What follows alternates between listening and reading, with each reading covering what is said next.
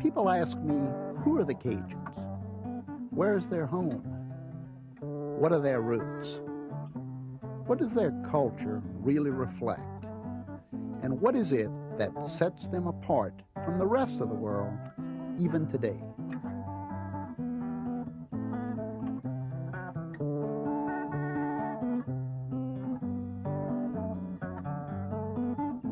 To find the answer, let's begin here in St. Martinville, Louisiana, on the banks of the Bayou Teche, where this beautiful oak tree remains a symbol of the Cajun struggle.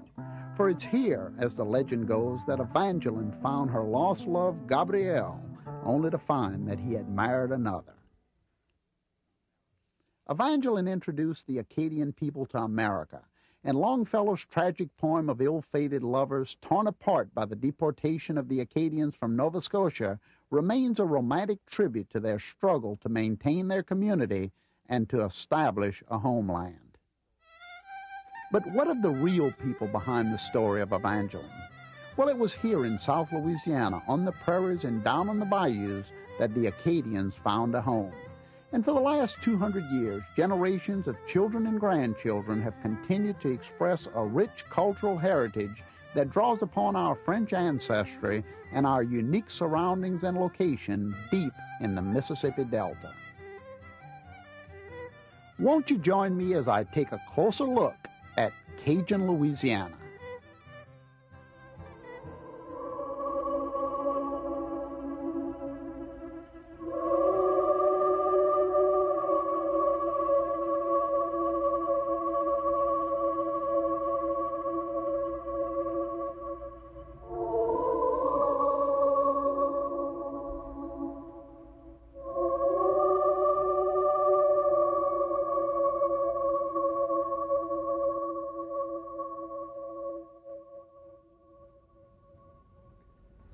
Hello, I'm Chef John Folse.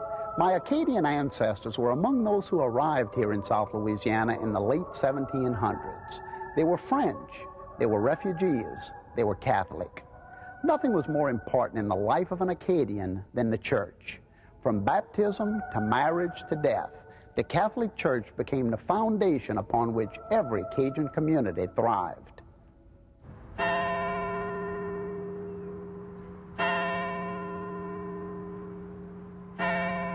Here in St. Martinville stands the Mother Church of the Acadians. St. Martin de Tours is the third oldest church parish in Louisiana after the ones in New Orleans and Natchitoches. Many Acadians migrated to this rural region, although records show that the first year of their settlement here took a terrible toll. In the book, we have 22 funerals following one another without a marriage, without a baptism, 22 funerals, a real difficult time for them, and that is one of the reasons you can see how much they needed their priest in time of sorrow, in time of grief. Fortunately, the Acadian settlements in Louisiana, with hard work and many adaptations, eventually prospered, and communities were built that have survived over 200 years. Today, several historic Cajun houses and outbuildings have been preserved and moved to the site of a special museum, an Acadian village in Lafayette, Louisiana. Visitors stroll through authentic family homes once occupied by our Acadian ancestors, and the barns and livestock that were once so much a part of daily life here are also represented. I met with folklorist Barry Ancelet, whose research and observations on Cajun culture have been important guideposts to me in understanding the Cajuns of today and yesterday. Let's begin by looking at the French origin of the Acadians. A lot of people think that the Acadians are mostly from Brittany and Normandy. There were some from those areas, but the vast majority of them are actually from Poitou and Vendée, farther south and inland. They were farming people. And they left, a lot of them all in a bunch. partly because of some religious and social turmoil that was going on in that area at the time. The Acadians settling in the area of Canada known today as Nova Scotia chose to remain independent and neutral in the face of English and French rule, which swapped back and forth over the decades. They established a rich farming community over a period of time, but eventually their neutrality simply was not enough. In 1755, the English, attempting to reestablish control of the colony, required the Acadians to pledge allegiance to the King of England. The Acadians refused and were banished from their homes in Nova Scotia in what became known as the Grand Dérangement. What gets told as a political and social and religious and linguistic struggle was in larger part, but more hidden, an economic problem. The simple fact of the matter is that England found itself in political control of its new colony, but it didn't own it individually. All of these French settlers had not settled on the worst lands. They were all on the best lands. And the English families who were coming there were out clearing the woods and clearing the rocks. And the tail, as far as the English were concerned, the tail was wagging the dog. And so what they did was they simply boat lifted everybody out, put English families onto those farms, and now things were, as far as the English were concerned, were right. The proof of that is that many of the Acadians who were kicked out simply walked back. And they weren't turned away, because now they were clearing the rocks and clearing the woods. The rest of them are the ones who came here, those who were looking for a new place to recreate their old society. Acadians dispersed by this Grand Dérangement suffered greatly. Besides losing all that they had worked for, Acadians were packed onto ships, some which were hardly seaworthy, and they were subjected to deadly outbreaks of disease. The Acadian refugees traveled south to English colonies such as those in Philadelphia, Virginia, and South Carolina, and were rejected by many of these communities along the way. Some Acadians remained in Canada, only to be interned in camps at Halifax. Boatloads of families were sent back to France, while yet another group sailed to the island of Saint-Dominique, present-day Haiti, and then traveled onward to the swamps of Louisiana. The earliest settlement of Acadians in Louisiana were in 1764 and were located west of New Orleans along the Mississippi River in what became known as the Acadian Coast. Beginning in 1765, Acadians began arriving from Saint-Dominique and were given lands along Bayou Teche. Seeking richer farmlands, the Acadian communities moved downstream along the Teche. This population also eventually pushed north and westward into the prairies and flat grasslands of south-central Louisiana. Other groups of Acadians continued to arrive from the English colonies along the eastern seaboard and later directly from France. These settlers caused growth of the Acadian coast, and it spread northward to the town of Donaldsonville and then south along Bayou Lafourche.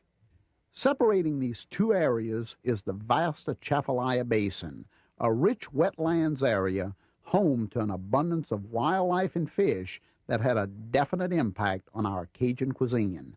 We like to call it the swamp floor pantry. While the diet of the Acadians changed to take advantage of locally grown crops and game, their clothing changed from heavy woolen garments to lightweight cotton, and there were many other adaptations as well. The Acadians who first arrived in Louisiana endured many of the same hardships that everybody who arrived in Louisiana endured, and that is mosquitoes, heat, rain. The houses they built, the houses that the first settlers built immediately rotted because they hadn't figured out how to keep them out of water. They didn't know about termites at the time. So if they were hot as Hades. They were building them as though they were still in Canada with little tiny windows to keep the cold out, and quickly figured out that here you have to adapt everything. Made the windows bigger, got cross ventilation, picked the house up, any kind of a way to adapt to this rainy, hot climate. One French missionary wrote in his journal that mosquitoes had generated more cussing in the French language since the founding of Louisiana than in the entire history of France up to that point. But in spite of the major changes in their lifestyle caused by moving to a semi-tropical environment, the Cajuns retain the closeness of their families and communities. They retain the joie de vivre, or joy of living, that distinguished their carefree attitude, and the traditional religious celebrations that mark the passing of the seasons and the coming of age for each new generation.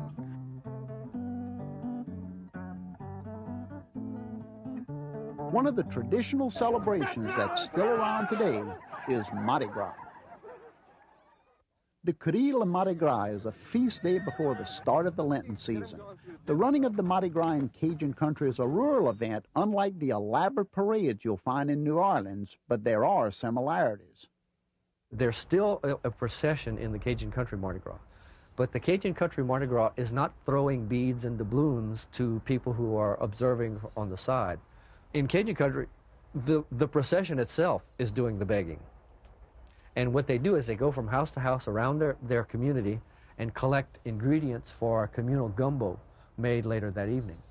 These ingredients might be rice, flour, oil, onions, but most ideally it's a chicken, and a live chicken at that the beggars, the participants, are expected to catch in the open field, which provides hilarity and fun for the homeowner in exchange for his offering of a chicken. The Capitan leads the way from house to house and maintains order among the mischievous ranks of masked riders, while a wagon full of musicians accompany the procession.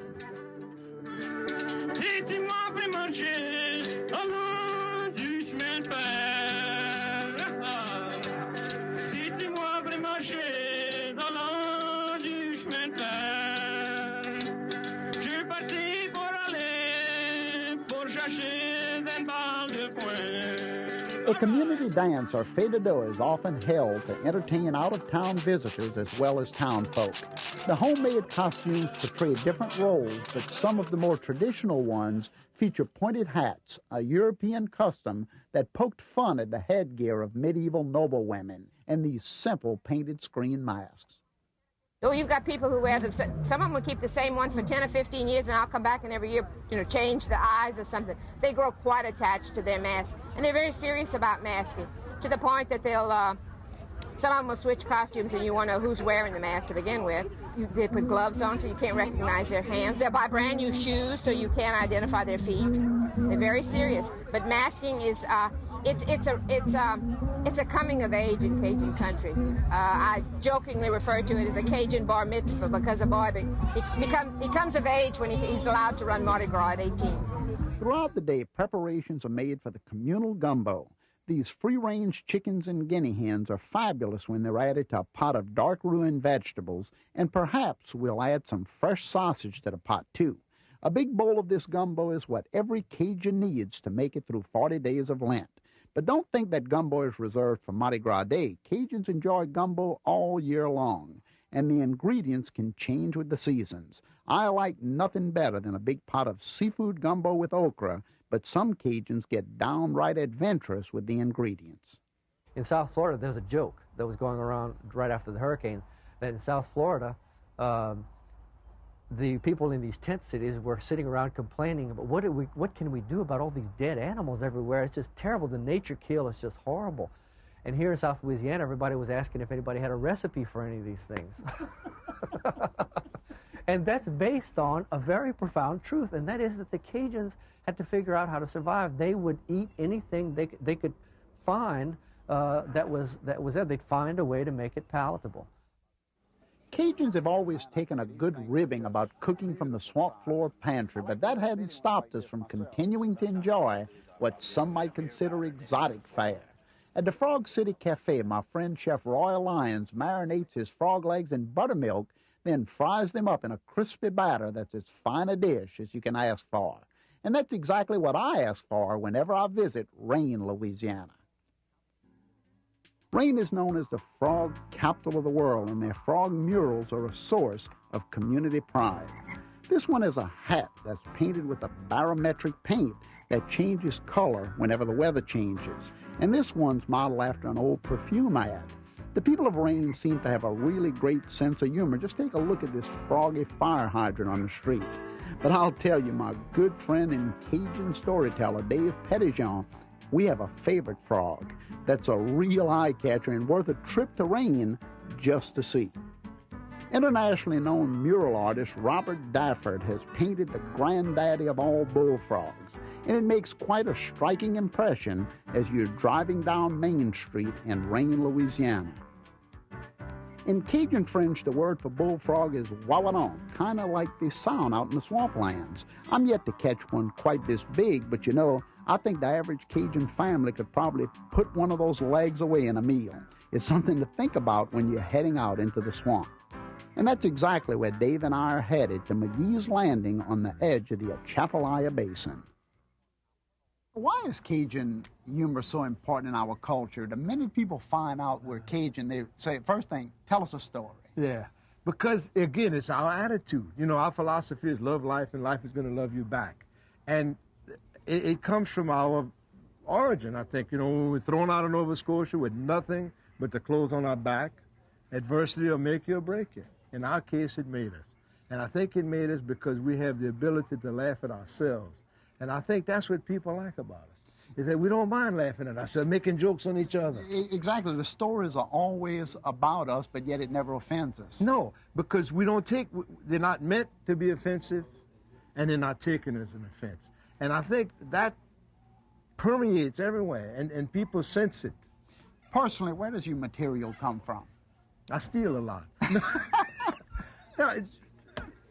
I just hear things, or people tell me stuff, or I try and take situations in my life and build up on it. And I get them.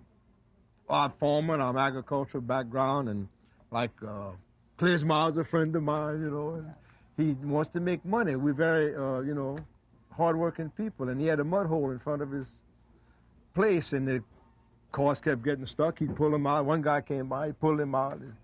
$25 he charged, and man said, man, for that kind of money, you ought to be working day and night. No, he said, I can't do this at night. He said, that's when I got to fill the water back in the hole. Do people outside of the area really understand our humor, though, with our accent and the names? And yeah. Well, when you get away from here, you don't go quite as much into the accent. But again, it comes back to they understand the attitude. And that's why I was telling you, that's what I want them to understand, is how great we are in the area is, and how we look at life. An example. We use the example, you know, a Yankee, he walks through town like he owns it. A Cajun, he walks through town like he don't care who owns it. Dave and I just had to take a tour of the Atchafalaya Swamp while we were at McGee's Landing. It's amazing how accessible the swamp is today to anyone visiting Louisiana. Boat operator Harold Robin answers questions from tourists from around the world about the swamp, and of course, I had a couple for him myself, like Atchafalaya. Where does this strange name come from, and how does all of this water get here? The word Atchafalaya comes from the Chitimacha Indians. Their first chief was named Chief Atchafalaya, and it means long river in their native tongue. And as far as the water that comes down on us, this basin is 20 miles wide, 150 miles long. It's got 822,000 acres in it. In fact, to give you an example, it's 200,000 acres bigger than the Okefenokee Swamp there in Georgia and Florida. So that's where all our water comes down from 38 northern states, from melting of the ice and snow and the rainfall. Just drops down on us, the overflow of the Atchafalaya River. Harold, we talk about tourists coming from all over the world into the Atchafalaya Basin. What intrigues them the most about being out here? Well, to start off with, is Louisiana. They come out here to see the trees, the cypress trees, and growing in the water, which is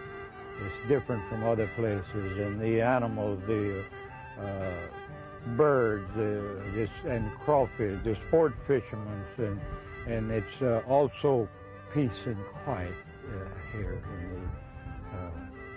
in the swamp area here, the basin. And it changes from season to season. Ah, that's right, Harold, and it's always so peaceful and relaxing in the basin. I can see the appeal it has for fishermen, too, and nature lovers, and all kinds of visitors to our area. Every trip offers a new adventure, and many times you'll be thrilled by the sight of a snake or an alligator. That's right. Everyone visiting Louisiana wants to see an alligator, and what better than seeing it in its natural environment, all from the safety of your boat, of course. And bird watchers, they'll have a field day with the many different varieties they'll find living in the basin. It's simply a great place to explore, a real treasure of natural beauty here in South Louisiana. And nothing works up the appetite more than talking about crawfish or largemouth bass while touring the Atchafalaya Basin. And when the boat lands, you'll probably want to come into McGee's Atchafalaya Cafe and have something great to eat. And if you think names like Atchafalaya or Bayou are strange, you ought to take a look at this menu. Catfish coubillon, crawfish makshu, steak bijou, alligator etouffee. Boy, I tell you, I can't make up my mind. What are you going to have, Dave? Bavaro. Oh, I love frog legs, but I think I'm going to have the alligator etouffee. Contrary to popular belief, alligator wasn't too readily available here in South Louisiana until we started to farm raise it many years ago. Then we started to find it in the pots of Louisiana kitchens. Here, David Allemont is sautéing some of the alligator tail to begin an etouffee, which is the French word for smother. One of the greatest misconceptions about Cajun and Creole cooking is that we're hot and spicy. We're not hot and spicy. We always begin with the trinity, onion, celery, and bell pepper, slowly saute it in the pot to render those great vegetable seasonings, and that's where the term highly seasoned comes from.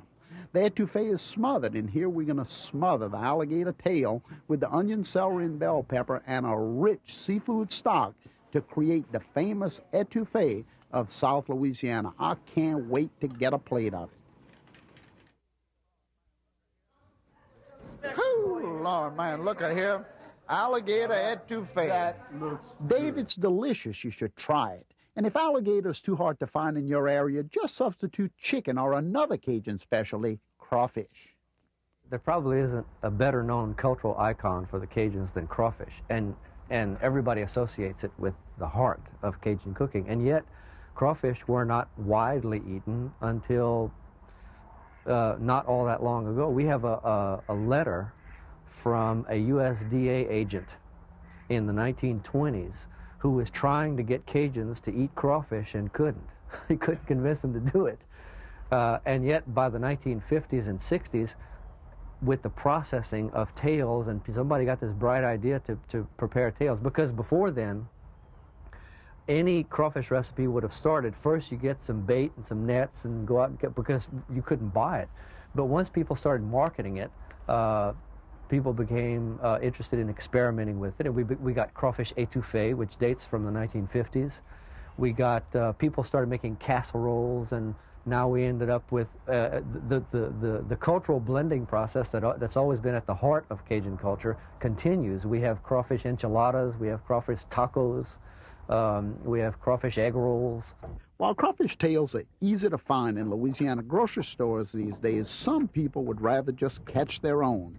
My little buddy Jace Melder can tell you just how to go about it. Best time to crawfish would be in the morning, because the flies don't get you, stuff like that. And it's not as hot. Just grab it right here where it's big, you pick it up, you grab it sideways, and you just shake. And if they have any bait left from last time, you just chunk it out and rebait it with shag or any other kind of bait fish. You just pour it back in, put it back in where you got it from, and you just go to the next one. If you got any trees, cypress trees in your pond, you want to watch out for those stumps. You hit your boat, you either stuck or you got a hole.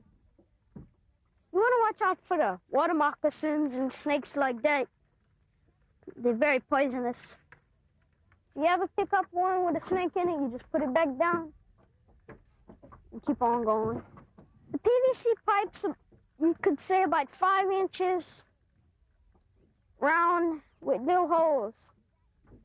And at the bottom to where you could hook that to the wire. It bends in each corner, and you have a hole to where they go in and they don't come out. Some people want the big ones. They think the big ones are good. Some people might want the small ones. They think the small ones are good. But really and truly, I like the middle size. They seem more tasteful and full. This one's kind of full here. We're underneath a tree. Probably why. With all the roots for them to hide. Usually in a crawfish pond, it's not very deep, but some people prefer it deep. Depends on your taste. After you get back to land, you pour them in a sack. You either go for selling them or do like we're going to do. Eat them. Have a crawfish ball. You get wet, but you sure do enjoy it. And boy, do we enjoy them. And first we begin by washing the crawfish. Of course, remember, they come out of the swamplands, and we've got to rinse off all of that mud. The recipes are handed down from father to son, and believe me, they're protected. Here you see the seasoning going into a pot of boiling water. He's squeezing a little lemon juice into that water to give it its own special flavor. Once the crawfish are washed, they're going to be poured into the wire basket, and all of this excess water will be shaken off of the basket and then dropped into the pot of boiling water. Normally the crawfish will boil about 10 to 12 minutes. He's adding mushrooms here. I personally like a little bit corn, potatoes, and andouille sausage. The taste test, well, are the crawfish ready? Not quite, he says, but he's actually testing for the seasonings to see if the crawfish, after sitting in the water for a couple of minutes, have picked up enough salt and pepper. The crawfish are then poured onto the big table on the oak tree or a pecan tree, and friends and family are all around. I'm sure there's a little music in the background and a nice ice-cold bottle of beer. Of course, all of the grandmothers and aunts are going to show the youngsters that really special technique to pull the meat right out of the tail. And of course, there's a lot of great conversation going on, and load after load of crawfish are going to be poured right on to Saturday afternoon's paper on this big table. The springtime crawfish boil has become a tradition here in South Louisiana. But the crawfish boil is more than a recipe. It's a social event that brings friends and families together to enjoy the springtime weather. While you're out having a good time at the crawfish boil, it's easy to forget that you're down here in Cajun country. It just seems like another slice of Americana. Over the last 100 years, much of America's society has become homogenized, and of course, the Cajuns have been affected too. For one thing, today they're speaking a whole nother language. Schools, of course, were the big factor in terms of Americanizing the Acadians. Unfortunately, it was a bit brutal as a process because the young Acadian child arrived at school the first day and was told that the language he learned at home was worthless, and he would not be allowed to speak French on the school grounds, and he only could speak English. Consequently, a whole generation, several whole generations of young Cajun kids in a row were very embarrassed about their language and by extension, their families and the culture that it expressed. And they learned to be ashamed of themselves. That was not necessary, but it certainly is what happened.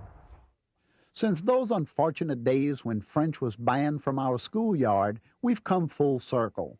And now the Council for the Development of French in Louisiana, or Codefil, encourages the teaching of the French language in our schools. Le Codefil est une agence de l'État qui a été créée en 1968 par Acte législatif 409 pour vraiment créer un réseau de professeurs de français pour rétablir le français dans les écoles. En effet, je veux dire, ce mouvement-là, depuis 25 ans, maintenant fait qu'on a 850 professeurs de français dans l'État. Et cette mission du Codefil, c'est de vraiment aider à tout le monde de la Louisiane qui veut continuer à parler français, lui donner les moyens, fournir les outils pour qu'ils puissent continuer à parler le français. Et pour développer le français d'une manière qui va servir à promouvoir l'État dans l'économie, le tourisme et naturellement l'éducation. Alors, les deux missions principales du Codefil, c'est de d'abord enseigner le français dans les écoles, à tout niveau, à l'élémentaire, au secondaire, à l'université, et puis ensuite d'essayer de promouvoir le français dans les médias. Parce qu'il faut que le français soit partie de la vie aussi, de la vie tous les jours, dans la télévision, la radio, les médias écrits. Comme ça, les gens comprennent que le français est quelque chose de vivant en Louisiane. Louisiana has almost lost a great cultural treasure in the language of the Cajun people, but thanks to Codafil and the work of teachers throughout the state, the hope remains that the French language will survive here in Louisiana. Les plus gros moments de joie que moi j'ai comme enseignante, c'est quand un jeune élève rentre dans ma classe et dit quelque chose comme « Madame, tu sais, j'ai parlé français avec ma grand-mère samedi passé. » Je me rappelle un élève qui est rentré et dit « Elle a commencé à brailler. » Il y avait des larmes qui coulaient parce que elle avait peut-être, je ne sais pas, perdu l'espoir que sa langue aurait continué. Elle a peut-être parlé français avec ses enfants, mais ses enfants ne l'ont pas passé à leurs enfants. Et quand ces élèves apprennent quelque chose dans la classe qu'ils peuvent rapporter à la maison et qui peuvent toucher à ses grands-parents, c'est fantastique. Several immersion schools are in place now, teaching students all of their subjects in the French language. And there are numerous classes offered for adults to learn conversational Cajun French. In some areas, it's quite trendy to be able to speak a little of the local patois. For those who want to experience the language in a cultural setting, a group called the Théâtre Cajun write their own plays in Cajun French and perform them in small theaters throughout Acadiana.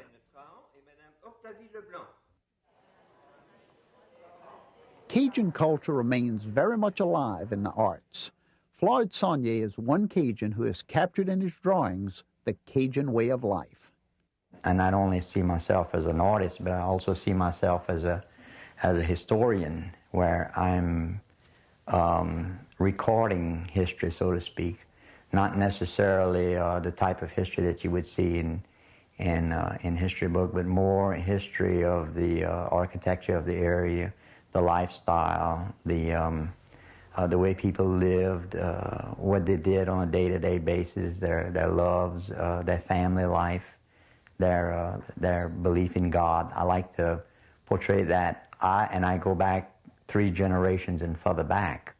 Robert Dafford is an internationally known muralist, and some of his works graces his hometown of Lafayette, Louisiana. How do you like this giant dragonfly? I still think his bullfrog in Rayne, Louisiana is my personal favorite. I've lived all my life here in Lafayette, and I've been a part of this Cajun culture, which is a very creative culture. It nurtures creativity. It's a part of why so many artists and musicians live here and work here. It's a very nurturing kind of a place to be from. And like all the other artists who are from here, I want to make imagery that tells the story of this place we live in. Robert has also done a wonderful series of historical paintings that tell the story of the Grand Dérangement, the deportation of the Acadians from Nova Scotia, and their trials as they journeyed here to a new homeland in South Louisiana. This mural is a commission from the Acadian Memorial Project to be installed in St. Martinville.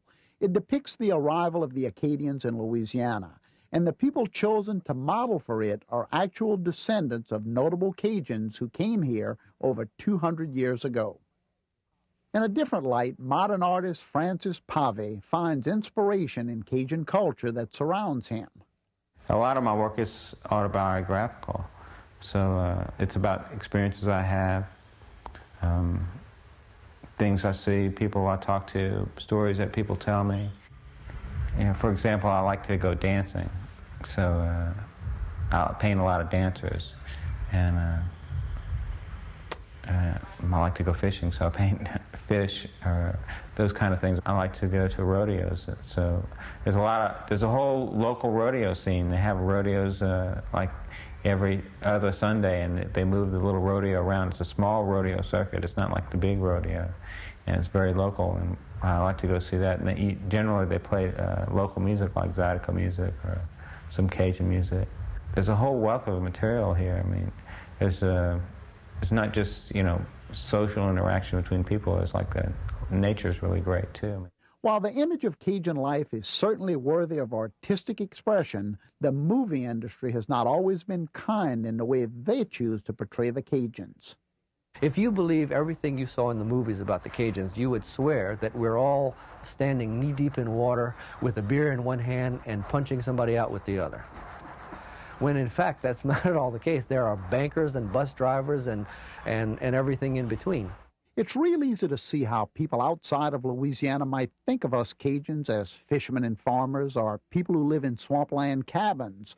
But the truth is that Cajuns today are part of mainstream America. We still enjoy traditional elements of our culture, such as fishing and hunting, but the Cajun lifestyle of today is linked just as much with business, commerce, and industry.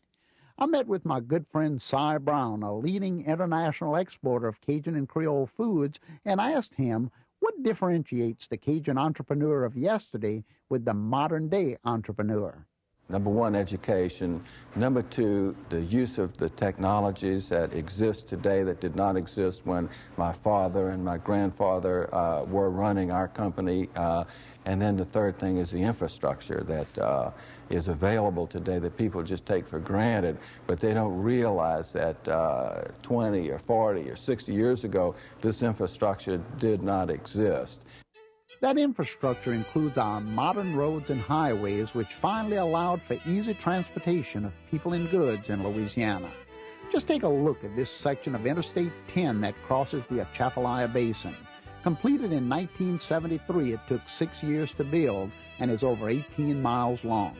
It's truly a feat of modern-day engineering. Our ancestors had a much more difficult time of it. The bayous and rivers were the fastest way to travel, and they were truly the first highways. As settlers moved onto land surrounding the bayous, the horse and buggy became king of the road. Like the Amish of Pennsylvania, the buggy remained in use in many Cajun communities long after most American towns had become completely motorized. Even today, an occasional buggy might surprise you on the streets. In Church Point, Louisiana, the horse and buggy are celebrated in a festival, and for one day each year, the only way to be seen is in a sharp two-seater like this one.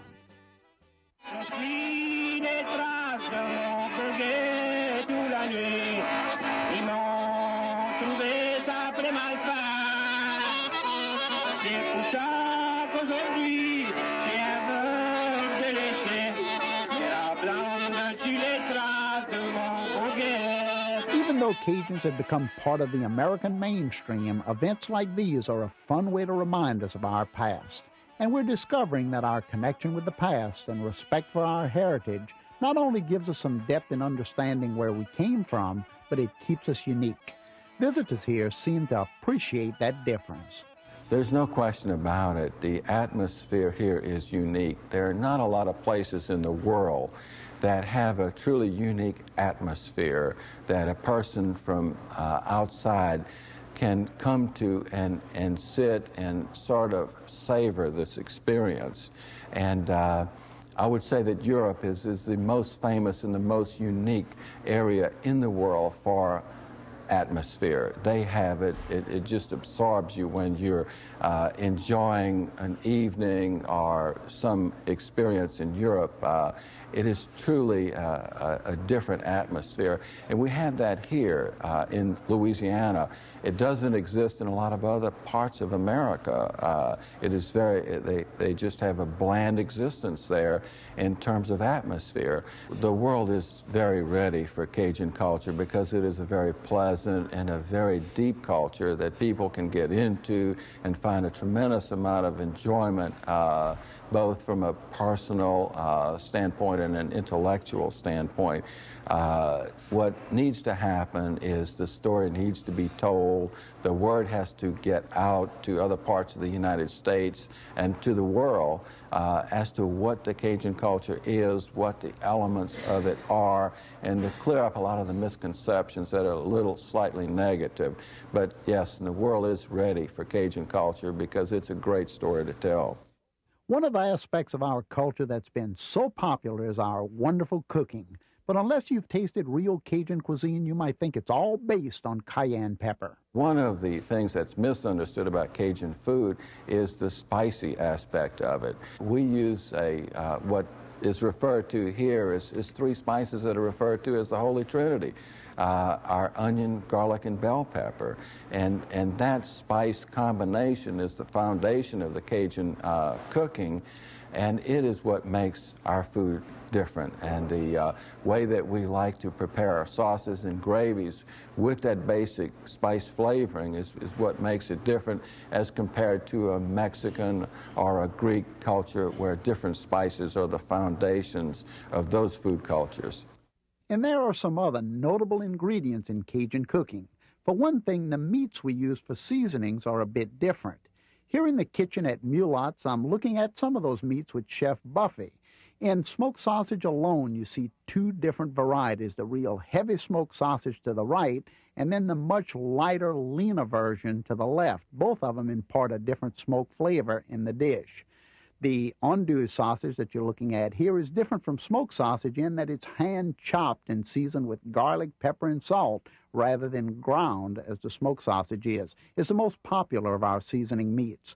Here is tasso or tasajo, meaning dried or cured beef, and it's the spiciest of all the Cajun meat products and used to add a little zest to many of our Cajun dishes.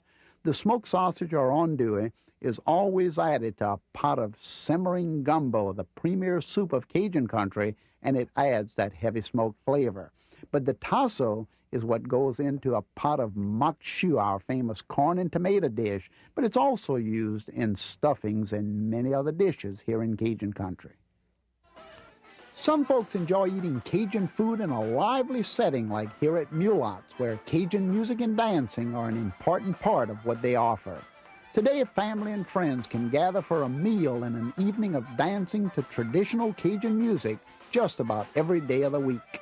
Children and young adults are always welcome on the dance floor. In fact, Cajuns seem to make a habit of including youngsters in the fun. But then throughout history, Cajuns have always enjoyed dancing and considered it a normal activity in any full and happy life. Before our modern restaurants and clubs were established, Cajuns met at community dance halls where weekly dances were held. And prior to the dance halls, our Cajun ancestors would take turns using their homes to host dances that they called fête de dos.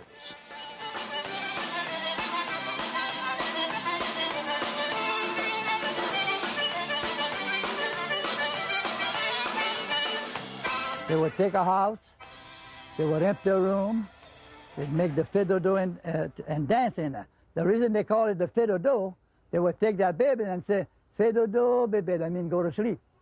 So it kept the name fête de dos. Then they had a room for the kids. They put the kids in their own room. Sometimes would drink a little too much. Sometimes they would pick up the wrong baby. But people didn't go too far. You know, you didn't have good roads. What they had is buggies in those days, and wagons and horseback. So they knew who the baby was for. Today, the Cajun French Music Association, or CFMA, continues the tradition of the fête de dos. On a les deux, l'âge de 72, et moi je dis ça c'est comme ça. On est toujours capable de faire les affaires qu'on fait parce qu'on danse. On danse tous les samedis. Et des fois, dans le milieu de la semaine aussi. The CFMA is a national organization with many chapters throughout Louisiana. They promote Cajun music, dance, and heritage, and many chapters sponsor weekly dances in their communities. It's a fun way for families to spend time together, and Cajun dance lessons are often available there, free of charge. In the town of Eunice, Louisiana, an old theater has been refurbished to hold a weekly Cajun variety show, Rendezvous de Cajun. There's Cajun and Zydeco music and dancing, and local humor and storytelling, crafts demonstrations, even a chance to share recipes and visit with the neighbors. Cajun music has endured a spirited development over the last century and continues to evolve today. Not only has it become accessible to other cultures from around the globe, but thanks to the preservation and the dedication of some talented Louisiana musicians, it will remain for another generation of Cajuns to enjoy. What you heard as Cajun music was basically two-steps and waltzes, which is, you know, a very tip of the iceberg kind of thing. What made our music and what these waltzes and two-steps evolved from were basically ballads, or they were story songs, or they were French jigs or dances or contredanses, forgotten kind of songs. And so it was my idea to continue to show this broad spectrum of where our music came from. You know, and people in here, I mean, we're so used to it because everybody grew up with this, so you kind of know it. You know, I mean, you know it like the back of your hand. It's like, you know, it's like somebody asked me, when's the first song you learned, or how did you learn this music? You don't really remember that. It's like, remembered when's the first time you learned a Christmas carol. You felt like you've always sung these things. But when people from outside of our culture hear this music, sometimes they're just awestruck because they've never heard of anything Cajun before, and it sounds so exotic, and at the same time it sounds so Southern or American to them. So it's very accessible music. But again, I want to emphasize the fact that it's very passionate music, and I think that's what separates Cajun music from different types of folk music. One of the most passionate celebrations of Cajun culture is the annual Festivals Acadiens held every fall in Lafayette, Louisiana. Music and dance play a large part in the festival, and dancers must brave the dust and mud of Girard Park to hear their favorite Cajun music and to honor some of the finest Cajun musicians in the world today. This weekend-long party reflects a fierce pride in Cajun heritage and an ancestry that has struggled to maintain its identity. The Festivals Acadiens is also a place to enjoy Cajun food, the boudin, the jambalaya, the gumbo, that has developed from many cultural influences. And it's a chance to learn about our folkways and crafts of our ancestors, from a demonstration on how to skin an alligator to dyeing cotton thread from indigo. The industry of our Cajun ancestors never failed to amaze me. Imagine having to grow your own cotton and then put in all that complex labor of turning it into cloth. Mrs. Gladys Clark still does it, and she produces beautiful table linens in traditional Cajun colors made from short fiber brown cotton and white cotton dyed with indigo. She's even experimenting with green cotton. That's right, it's a natural green color, and she and her family even grow it. The textile arts were passed down by the women of the family, and there was a lot to learn, beginning with carding or straightening the cotton fibers into roulades, then spinning the cotton roulades into thread or yarn, and finally weaving the thread into cloth. I've learned to card, spin from my mother when I was a very young girl. By the age of 9, I could use the spinning wheel. I could spin and I could card. The ladies in the neighborhood would get together and make carding parties, which we'd call an écardrie. Everybody would bring their cards, and we'd get the chairs from all the neighborhood, bring it at one place, and in the afternoon we'd serve coffee and lemonade and some little dried cookies. The girls were in one room and the women were in the other room. So by the time the afternoon was over, my mother had a lot of roulades to spin for blankets. We would make blankets. I never did make any sheets, but my mother would spin to make her sheets and her towels. Using simple and timeless designs, Mrs. Clark continues crafting her rugs and linens and sharing her skills with others. The city of Lafayette was once called Vermilionville. Today there's a museum by that name that's proving to be the perfect place to learn about Cajun folkways and history. And even if you don't want to grow and weave your own cotton, learning how life was for Grandma can teach us some valuable lessons about the world around us and make us more thankful for the conveniences that we have today. Vermilionville is a historic museum. It's a cluster of houses set up to represent a Cajun village of the old days. We have different crafts in different homes. For instance, here we have quilting, and we have weaving and use of the spinning wheel. The next house over is where we have a carpenter doing his thing, and he does everything by hand. In other words, the tools he uses are period tools. We have a blacksmith shop, and which does period blacksmithing. We're very careful that no tools, no modern tools come in there. Everything is done the old-fashioned way. We have a boat building shop, which we call Le Magasin, and we build pirogues and rowboats of the period. We even have a traiteur in one of the homes back there. You know what a traiteur is? A healer. A healer. And she does healing in the home to anybody who wants it, free of charge. The Cajun traiteur was called upon to treat everything from indigestion to nosebleed, from infertility to a broken heart. Back in the old days, people didn't have access to medicine or doctors, and so they took care of themselves. And some of what is often described as traiteur are actually folk medicine. There were actually leaves or roots or flowers that had medicinal value, and some of them really did have medicinal value. Sometimes the treatment had to do more with faith or an incantation of some sort. And there was a range between those two extremes of all sorts of treatments that people used to use. Somebody in the neighborhood just knew how to do that, and if you believed strongly enough in it, it probably would work.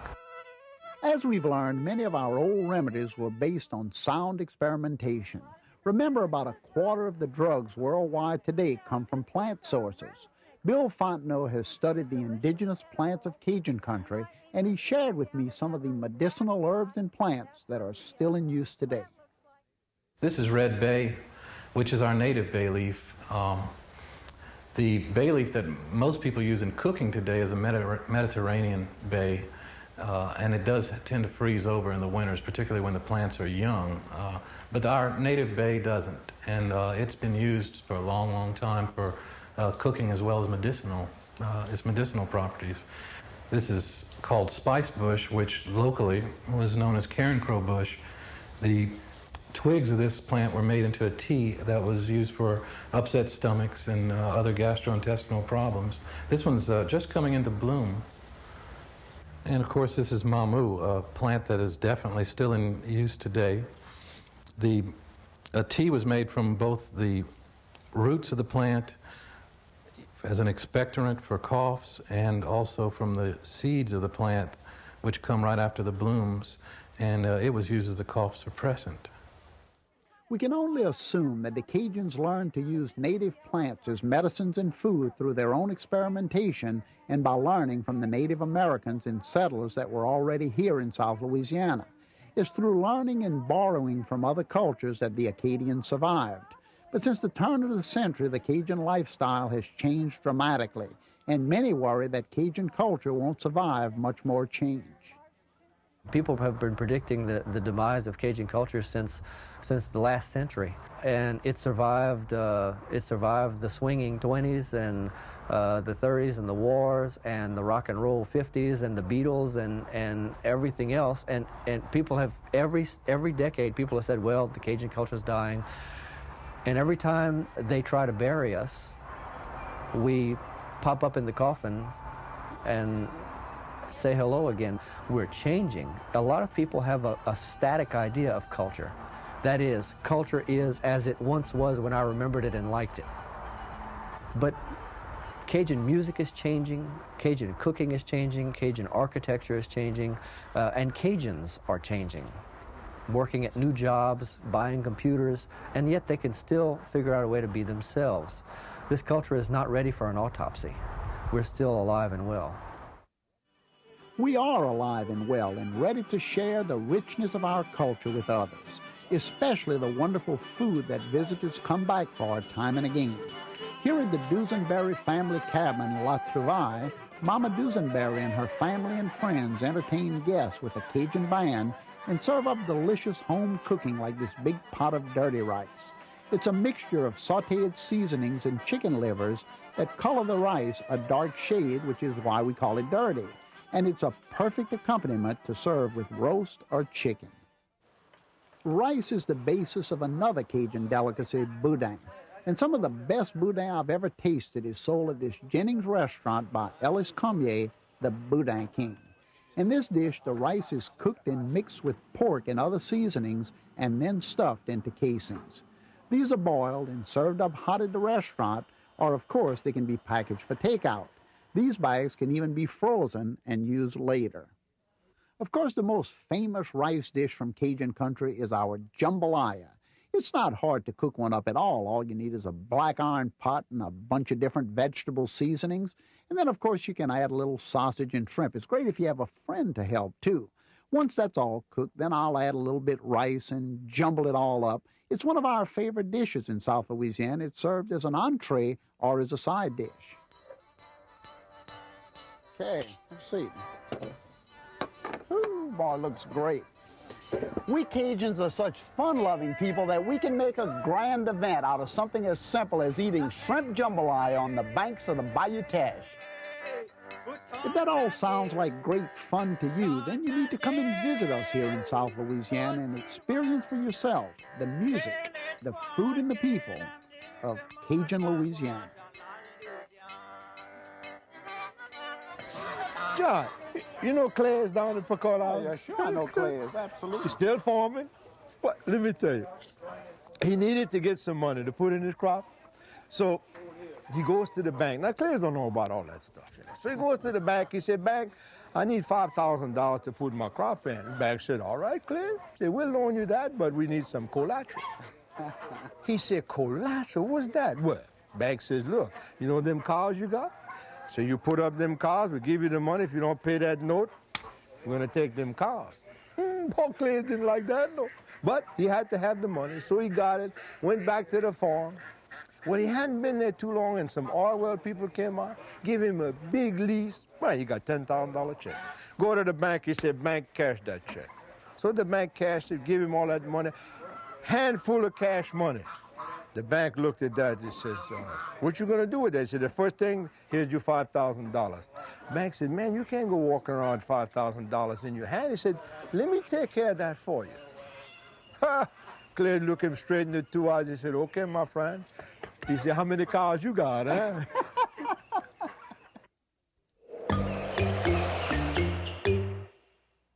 Chef John Folse has written a cookbook that allows you to explore the exciting world of Louisiana cuisine.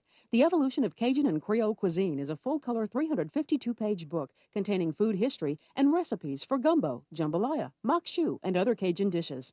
For your copy, send a check or money order for $22.95 to Louisiana Public Broadcasting, 7860 Anselmo Lane, Baton Rouge, Louisiana, 70810, or use your credit card by calling toll-free 1-800-973-7246.